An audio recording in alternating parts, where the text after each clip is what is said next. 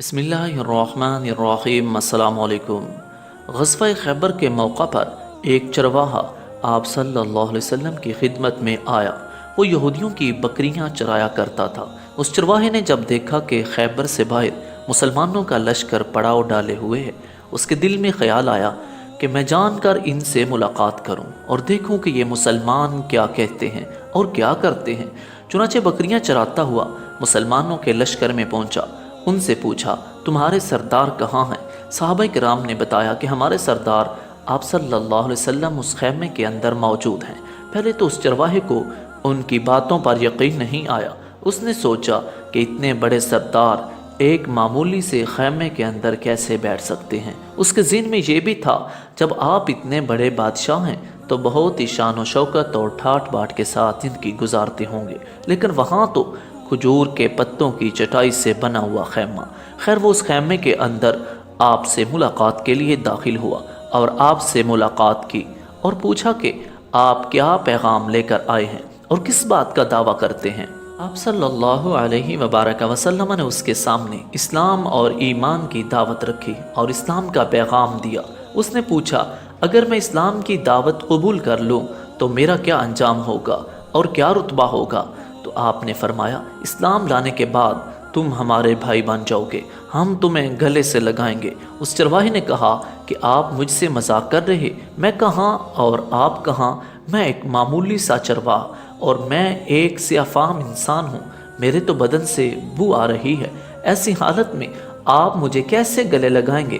تو آپ صلی اللہ علیہ وسلم نے فرمایا، ہم تمہیں ضرور گلے سے لگائیں گے اور تمہارے جسم کی سیاہی کو اللہ تبارک و تعالیٰ تابانی میں تبدیل فرما دے گا اور اللہ تعالیٰ تمہارے جسم سے اٹھنے والی بدبو کو خوشبو سے تبدیل کر دے گا۔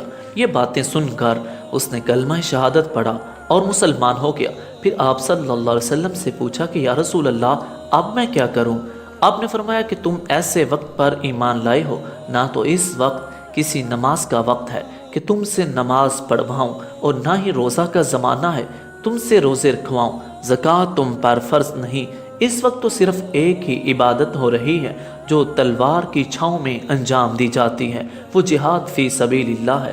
اس چرواہے نے کہا، یا رسول اللہ، میں اس جہاد میں شامل ہو جاتا ہوں، لیکن جو شخص جہاد میں شامل ہوتا ہے اس کے لیے دو میں سے ایک صورت تو ہوتی ہے، یا غازی یا شہید۔ اگر میں اس جہاد میں شہید ہو جاؤں تو آپ میری کوئی ضمانت لیجئے۔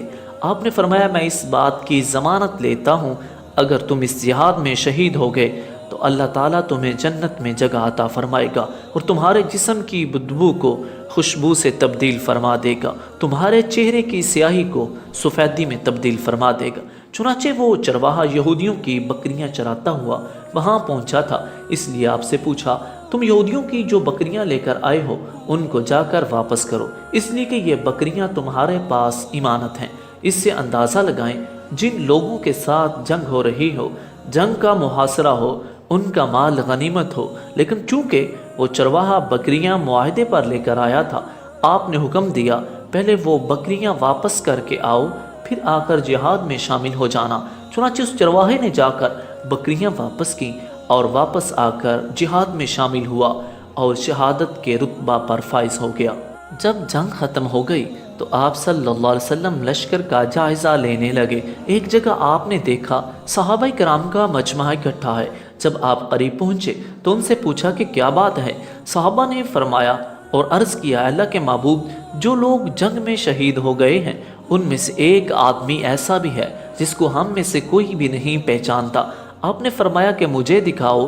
جب آپ نے دیکھا تو فرمایا، تم اس شخص کو نہیں پہچانتے مگر میں اس شخص کو پہچانتا ہوں، یہ چرواہا اور یہ وہ عجیب و غریب بندہ ہے جس نے اللہ کی راہ میں ایک بھی سجدہ نہیں کیا، اور میں اس بات کی گواہی دیتا ہوں کہ اللہ تعالیٰ نے سیدھا اس کو جنت الفردوس میں پہنچا دیا ہے، اور میری آنکھیں دیکھ رہی ہیں کہ ملائکہ اس کو غسل دے رہے ہیں۔ اس کی سیاہی سفیدی میں تبدیل ہو گئی اور اس کی بدبو خوشبو سے تبدیل ہو چکی ہے۔ ناظرین، یہ آپ صلی اللہ علیہ وسلم کی نگاہ نبوت ہے کہ ایک شخص کی جہنم کو لمحہ بھر میں جنت میں تبدیل فرما دیا۔ وہ شخص جس نے ابھی ایک نماز نہیں ادا کی، ایک روزہ نہیں رکھا، لیکن اسے صحابیت اور شہادت کے اعلیٰ مرتبہ پر فائز فرما دیا۔ دعا ہے اللہ تبارک و تعالی ہم سب کا خاتمہ بالخیر فرمائے۔ دعاؤں میں یاد رکھیے گا اور ایسی ویڈیوز کو دیکھنے کے لیے ہمارے چینل کو سبسکرائب کیجیے اور بیل آئیکن کو پریس کیجیے۔ السلام علیکم۔